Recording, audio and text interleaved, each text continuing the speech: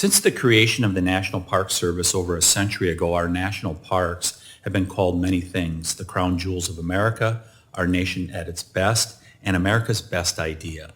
Today we meet because America's best idea is facing its worst problem: an unprecedented $22.3 billion backlog of deferred maintenance and repairs. This problem has affected virtually every park unit in every state across the nation. In my district, the Apostle Islands National Lakeshore currently has $66 million in deferred maintenance, which accounts for over 80% of the state of Wisconsin's total backlog. Last year, our national parks attracted over 312 million visitors.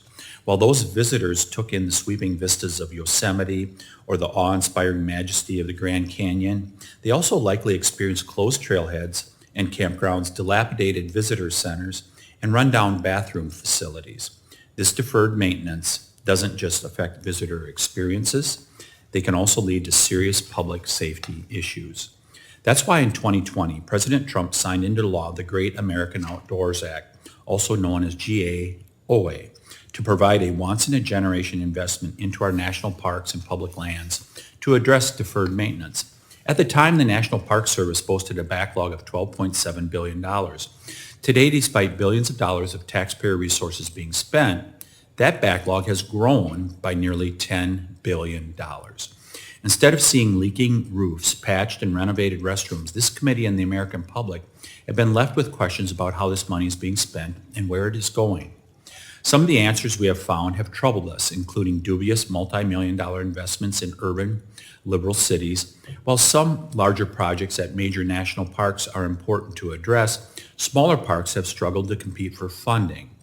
And while many states have received at least some sort of funding, the process for selecting projects has left several states without significant investments and confused about why their projects aren't being selected for funding. Despite knowing about this $10 billion backlog increase and repeated requests to conduct additional oversight, congressional Democrats refused to hold a hearing on the implementation of the GAOA last Congress. That's going to change with our majority. We are going to hold the Biden administration accountable for every dollar of precious taxpayer money that is being spent. I have the utmost faith that every single member seated around this dais today wants nothing more than for the Park Service to rise to the challenge and finally tackle its long-standing deferred maintenance needs. The National Park Service cannot do this alone, and it can no longer address these challenges behind closed doors. We will be shining a light on this program to bring much-needed transparency and reverse the troubling trend line of deferred maintenance at our national parks. While there have been a few examples of success with GAOA, let me be clear.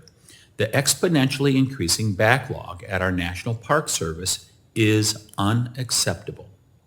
With only 2 years of GAOA funding remaining, it is imperative that National Park Service commit to greater transparency and start showing actual progress in reducing the backlog and stewarding the taxpayer resources. I want to thank the Director of the National Park Service, Chuck Sams, for being here today. We look forward to hearing your testimony on this important topic and working with you and your department this Congress to improve the management of our national park system.